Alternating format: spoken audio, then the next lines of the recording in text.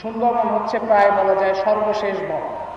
সুন্দরবন হচ্ছে বাংলাদেশের মধ্যে একটা সাধারণ বন নয়, এটা হচ্ছে একটা অসাধারণ বাস্তু সংস্থান বলে।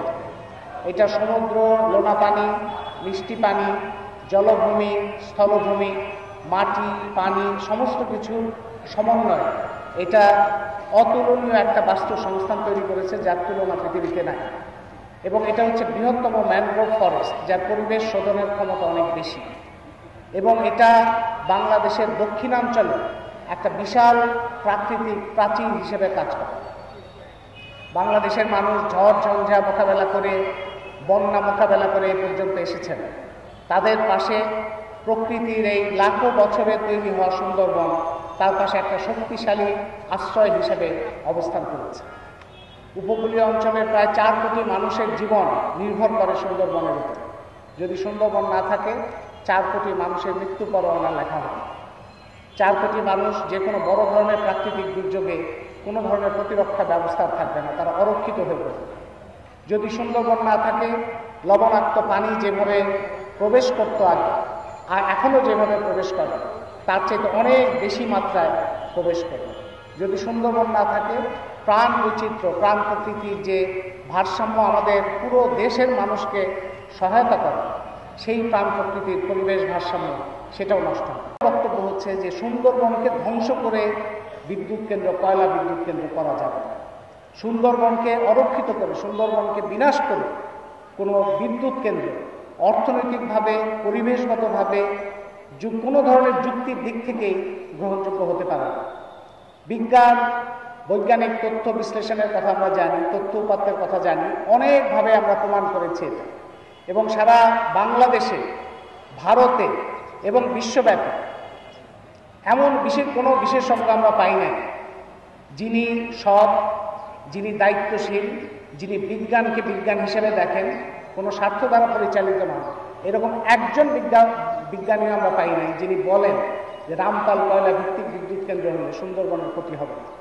তারা বলে ক্ষতি হবে না, তারা আমরা চিনি, তাদের জানি, তারা বিজ্ঞানের চাইতে টাকা তাদের কাছে বলে। তারা বিজ্ঞান দিয়ে কথা বলে না, তারা টাকা দিয়ে কথা বলে।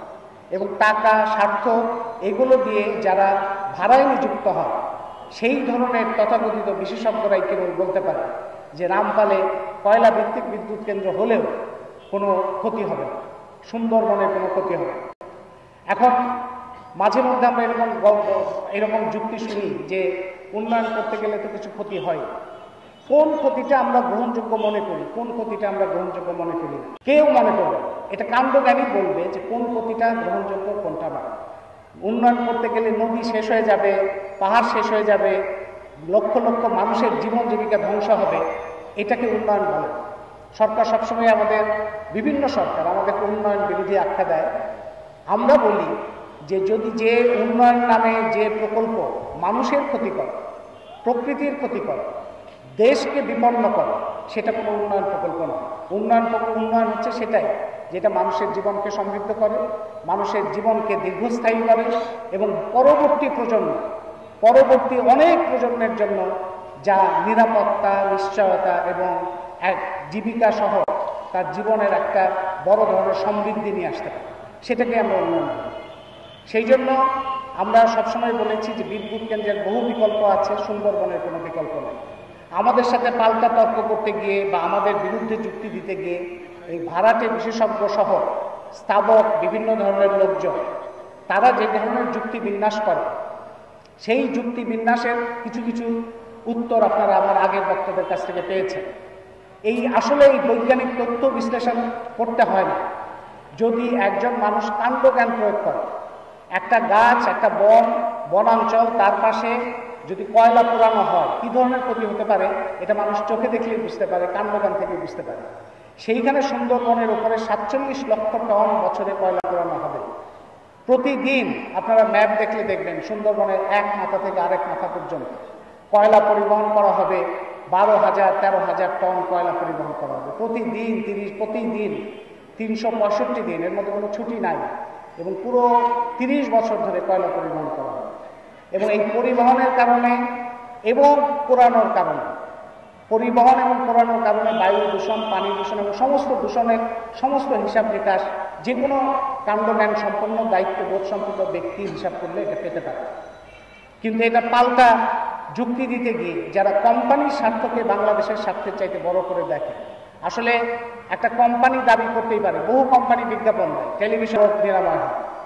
এখন সেই কোম্পানি তার মুনাফা বৃদ্ধির জন্য অনেক কিছু বলতেই নেই, বড় ধরনের অনিষ্টের সামনে, বড় ধরনের দুর্যোগের সামনে দেশ পড়ে, যেটা এখন করছে বাংলাদেশ।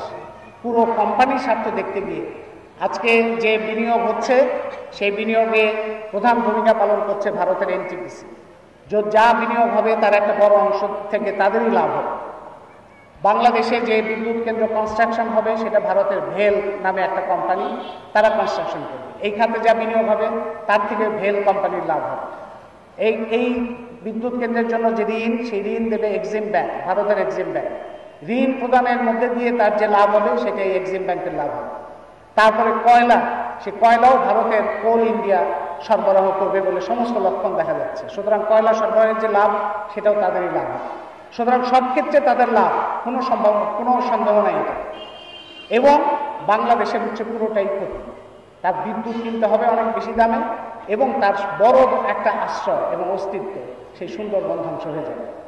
তো সরকার, কোম্পানির স্বার্থ এবং কোম্পানি এবং সরকার একাকার হওয়ার কারণে আজকে আমরা কোম্পানির প্রচারণা দেখি যে দরকার হলে আমরা আরেকটা সুন্দরবন বানাবো। আমরা আরেকটা সুন্দরবন বানাচ্ছি, গাছ লাগাচ্ছি। আমরা কয়েক বছর আগে যখন সুন্দরবনের দিকে লং মার্চ করলাম, তখন বর্তমান সরকারের একজন উপদেষ্টা বলেছিলেন যে দরকার পড়লে আমরা আরেকটা সুন্দরবন বানাবো। আমরা ভেবেছি এটাকে একটা নির্বোধের উক্তি হিসেবে ধরে নিয়েছিলাম। আজকে দেখছি যেটা নির্বোধের উক্তি নয়, এটা হচ্ছে সুচতুর একটা বক্তব্য, যেটা কোম্পানি বিজ্ঞাপন হিসেবে ব্যবহার করছে। বলছে যে আমরা আরেকটা সুন্দরবন বানাচ্ছি। কিভাবে? কয়েক লক্ষ গাছ লাগে। গতকাল দেখলাম প্রধানমন্ত্রীও বলেছেন 5 লাখ গাছ লাগানো হবে। প্রধানমন্ত্রীকে জিজ্ঞাসা করি, উপকূলীয় অঞ্চলে তো বহু লক্ষ গাছ বহু সময়ে বহু প্রকল্পের অধীনে লাগানো হয়েছে, সেই গাছগুলোর একটু হিসাব নেন, সেই গাছগুলো কোথায়? সেটা হচ্ছে প্রথম। দ্বিতীয় হচ্ছে 5 লক্ষ গাছ কেন, 9 লক্ষ 10 লক্ষ গাছ। গাছ এবং বন এক কথা না। একটা প্রাকৃতিক বন বহু হাজার বছরের, লক্ষ বছরে গড়ে ওঠে, তার মধ্যে যে প্রাণ বৈচিত্র্য তৈরি হয় সেটি তার শক্তি নির্ধারণ করে। গাছ দিয়ে বনের বিকল্প গাছ হতে পারে। বন শেষ করে গাছ লাগালে সেটা তো হচ্ছে নাকের বদলে রোলন দাও। আপনি গাছ আমাদের সারা দেশে এই গাছ লাগিয়ে বন আরেকটা সুন্দরবন বানানো হবে, এর চাইতে দুর্বৃত্ত কথা। মানে গাছ এবং বন এটাকে একাকার করে মানুষের সামনে উপস্থিত করা। এখন আমরা সরকারের সাথে বিতর্ক করতে চাই, তথ্য যুক্তি দিয়ে করতে চাই। আমরা সরকার, বিদ্যুৎ মন্ত্রণালয় আমাদের আমন্ত্রণ জানিয়েছিল, আমরা তাদের সাথে দেখা করেছি। আমরা তো আলোচনার মধ্যে দিয়েই সবকিছু সমাধান করতে চাই। সংসদীয় কমিটি আমাদের আহ্বান জানিয়েছিল, আমরা গেছি।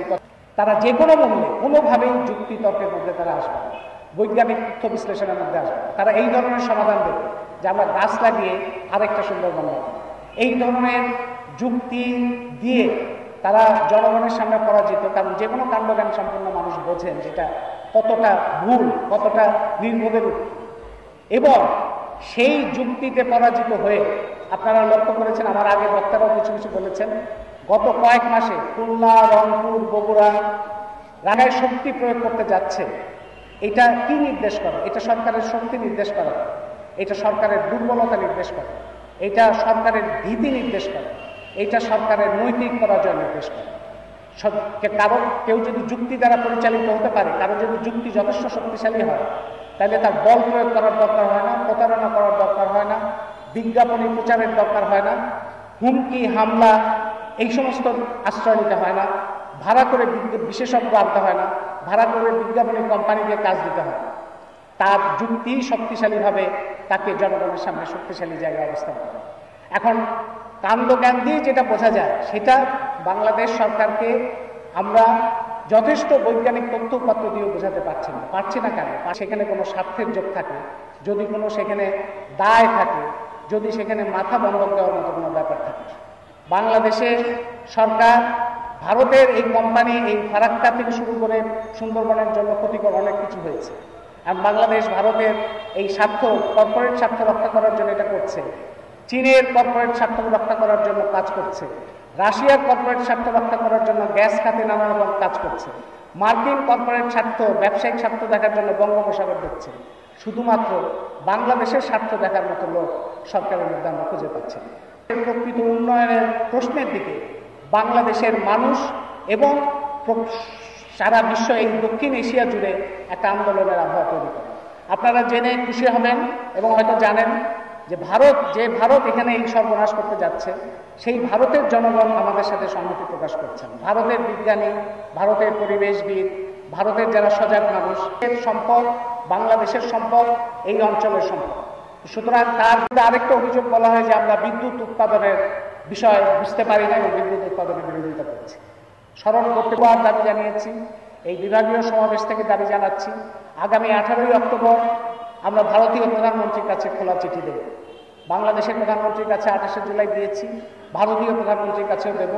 এই কারণে যেটা বাংলাদেশ ভারতের যৌথ প্রকল্প, এই দুই সরকারে আমরা আশা করব যে দুই সরকারের প্রধান তাদের আলোচনার ভিত্তিতে এই প্রকল্প যে সুন্দরবন বিনাশী, এবং সুন্দরবন বিনাশী হলে যে ভারতও ক্ষতিগ্রস্ত হবে। আপনারা অনেকেই হয়তো জানেন যে ফারাক্কা যখন হয়েছিল, সেই ফারাক্কা তখন রামপাল বিদ্যুৎ কেন্দ্র হলে ভারতের লাভ হবে না, কারণ জনগণের লাভ হবে না, কিছু কোম্পানির লাভ হতে পারে, ভারতের দিকের সুন্দরবন ক্ষতিগ্রস্ত হবে। সেই জন্য ভারতের প্রধানমন্ত্রী এবং বাংলাদেশের প্রধানমন্ত্রী যৌথভাবে উপলব্ধি করবেন এই সত্যটা, এটাই আমরা দাবি করি, এবং যৌথভাবে এই প্রকল্প বাতিল ঘোষণা করব। যদি না করেন তাহলে আমাদের তো উপায় নাই, আমাদের তো সুন্দরবনকে রক্ষা করতেই হবে, কারণ বাংলাদেশকে তো আমাদের রক্ষা করতে হবে। এই মুক্তিযুদ্ধের বাংলাদেশকে যা খুশি তাই করা হবে, বাংলাদেশকে ভারত, চীন, রাশিয়া, আমেরিকার মধ্যে ভাগবাটোয়ারা করে দেওয়া হবে, বাংলাদেশের জনগণের জীবন ছিন্ন ভিন্ন হবে, এটা তো বাংলাদেশের কোনো নাগরিক চাইতে পারে না। শুরু হবে চলো চলো ঢাকা চলো। আমরা আশা করি এই যে সিলেট অঞ্চলে জাতীয় স্বার্থ রক্ষার একটা বিশাল আন্দোলনের অধ্যায় তৈরি হয়েছিল,